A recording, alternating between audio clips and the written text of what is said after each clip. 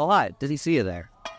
Today we are going to be talking about the top 10 most overrated and overutilized exercises.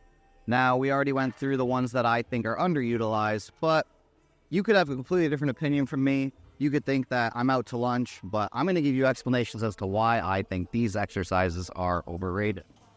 First on the list, and I hate to do it because there was a time where I actually loved this exercise and I would utilize it all the time.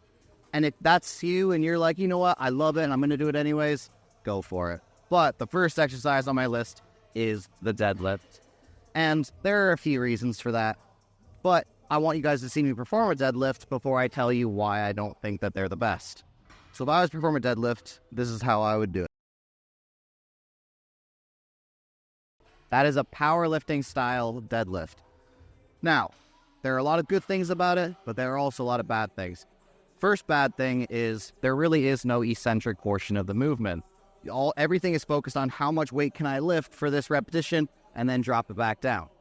Second is there is a lot of muscle groups involved. And general principle when it comes to hypertrophy, the more muscles you involve, the less you use each individual muscle in the process. So right now I'm using my hamstrings, my glutes, my lower back, well, I should say my erectors, my traps, my grip, everything. There's so much being utilized that nothing is getting a good stimulus, or at least the stimulus that it could be getting if I was training it separately from everything else. But all of this to say, there are variations of the deadlift that you can do that are fairly solid. So you have things like your RDLs, your SLDLs. There are ways you can perform it that are pretty solid, but even if you were doing that, I'd probably say a machine variation of this is going to be better for you. But all in all, I think the deadlift, just a pure, straight up, good old-fashioned deadlift, very, very overrated. All right, next exercise that we have on the list is your good old seated cable row. Now, I know a lot of people love this.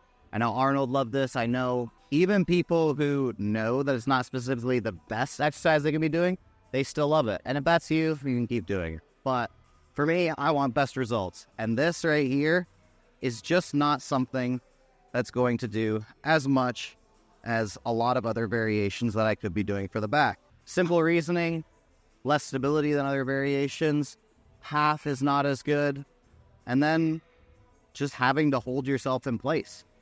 If you have something that can support your chest, if you have something that can support your chest, you're going to be able to pull better through the muscle groups that you're trying to pull. And especially when you use attachments like this that don't allow you to take the path that you want, you're kind of going outside, but you're not actually fully retracting because you don't have the width to allow you to retract, which you can fix with other attachments. But these types of attachments paired alongside of this, probably not going to be your best option. Next one we got on the list is a military press. Now, I know a lot of people like this exercise. For some reason, this one kind of became associated with manliness. Not sure why. Maybe just because it's tough. But we're not just going for toughness sake. If we want tough, we want it to actually do something for us. So, barbell military press. It's been a very long time since I've done these, but I can already feel it's just not going to do as much for me as it could. I can already feel that my core is having to stabilize a lot, that I might have to lean back if it gets a little bit too heavy, that it's basically hitting so many overall muscle groups that it's not going to really target the ones that I want to that well. So if I was going to do a shoulder press variation, I'm going to want something that's a little bit more stable, has a better path, that I can just focus all of that direct attention into my shoulders, into my anterior, or maybe even a little bit my side delt. But overall, this machine right here, or I should say this barbell right here, doesn't really cut it. If you want to be a strong man, if you have a specific goal to press as much weight as you can overhead, so be it. But if your goal is purely hypertrophy, there's a lot better options out there for you.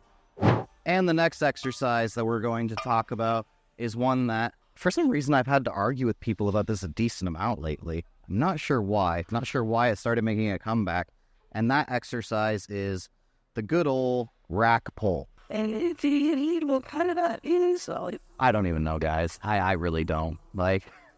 I'm sorry. Even if you load up a lot of weight on here, Yeah, it's going to be a lot of load on the body itself, but it doesn't load anything specifically in a great manner, doesn't allow for any meaningful lengthening and contracting under load for any muscle group. This is probably, I hate to say this because people misuse it all the time, but this is probably the quintessential ego lift because you can move a lot of weight. You can.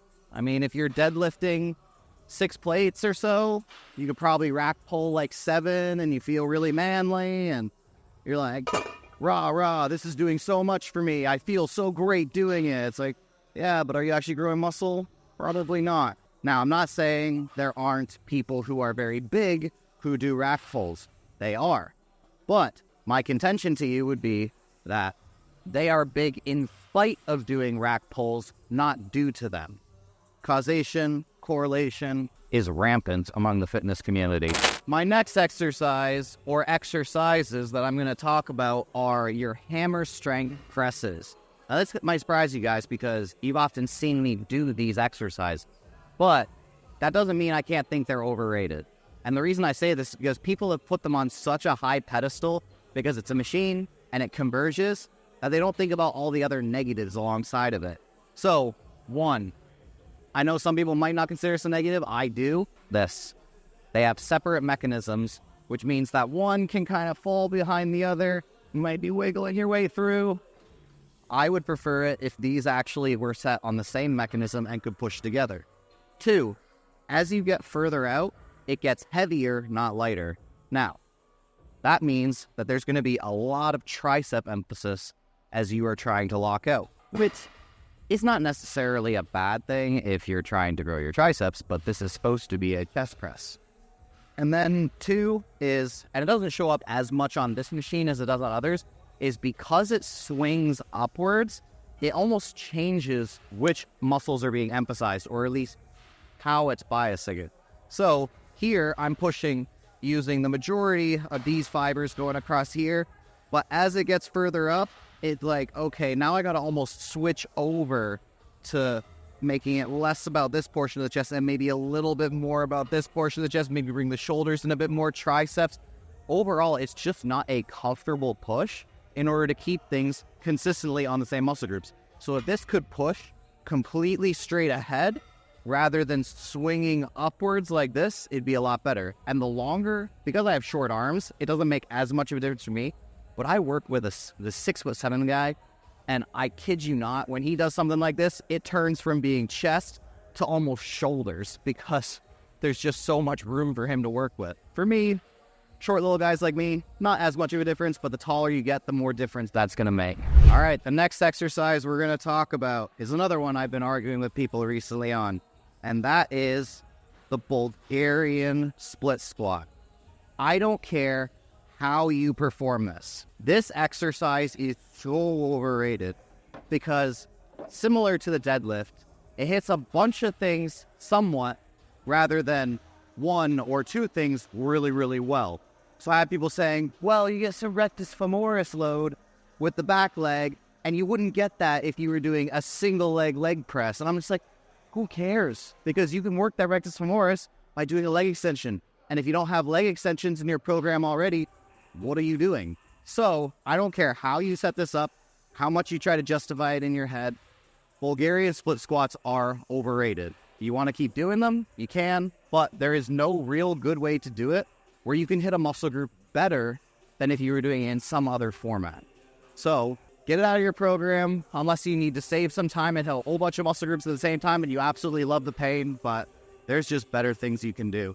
That one I'm pretty passionate about, not gonna lie. All right, this next one, I roasted pretty heavily when people first started doing it, and I think it's gotten better. I think there's a lot less people that do it now than used to, but right from the moment that this exercise came onto the scene, I started telling people that this exercise was just so overrated. And the main reason for that being, even though it's an okay path, even though it's an okay pull, there's no stability. Like, this is just brutal. Once you start getting up into heavier weight, I don't care who you are, as the weight gets heavier, this just gets to be a worse and worse exercise. And we want it to be a better exercise when it gets heavier, not worse. So if you did want to perform this in a manner that was going to be a little bit better, get a bench, get it set up so that your chest is against it and pull through like this. It can be a good exercise, but this whole kneeling variation where you're pulling from here, it's just not worth it. Very, very overrated. People love counting. I don't know why.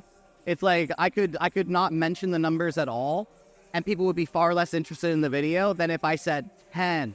I don't know why. It's just stupid. But hey, we gotta do it for the algorithm.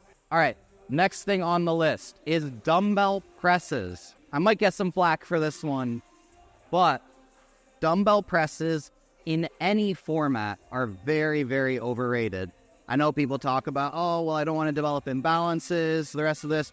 Okay, then do an individual arm on some other exercise if you have to. But dumbbell presses, whether it's a shoulder press or a chest press or any other variation, I just think are highly overrated. If that's what you have available to you and you want to put the work in, go for it. I used dumbbells for many years, made good progress. It was fine. But once I was able to switch out of movements like this that had me having to work for the stability and had me having to figure out the right path and started letting more machine press variations do that for me, the difference in growth was actually noticeable because everything was about, okay, let's just put some force into this muscle, not how good am I at this particular movement. And if your coordination is great and you've done it for a very long time, you can do very well with these exercises.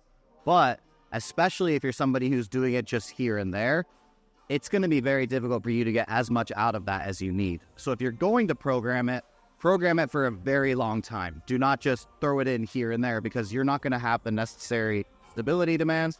You're not going to have made the neurological adaptations that you need to in order to get the most effectiveness out of that. So if you are going to put it in for a long period of time.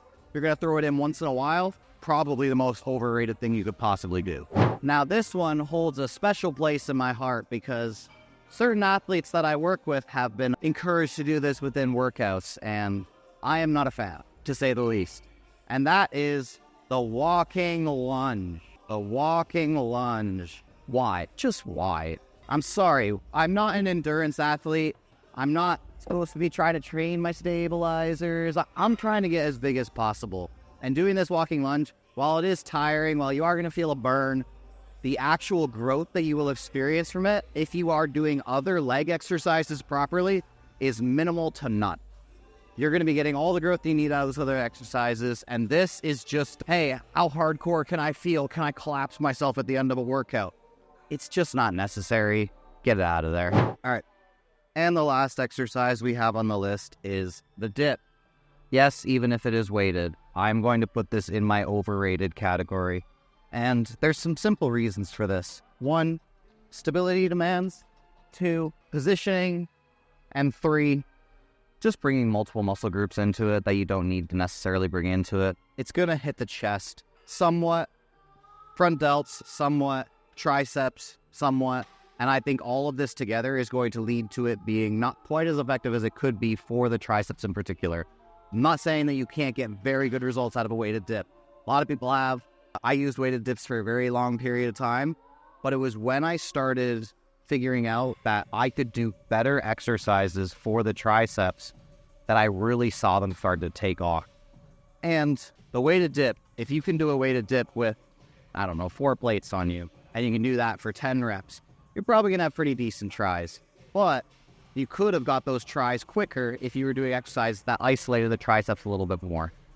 And that's basically what most of the overrated, underrated conversations come down to. It's not that you can't build muscle with these exercises. It's not that you're not going to get progress. It's, okay, if I want to program perfectly and get myself individual muscle groups, getting them worked the most effectively, typically what you're going to find is the exercise where you can take less stability demands, where you have less muscle groups coming into it, and you can focus in on those muscle groups for that exercise, the more growth that those muscles are actually going to experience. So this is not to say that lots of people haven't built great physiques off of these exercises. It's all about efficiency and getting from point A to point B a little bit quicker. How can you do that? How can you maximize your progress so you can get those additional percentage gains?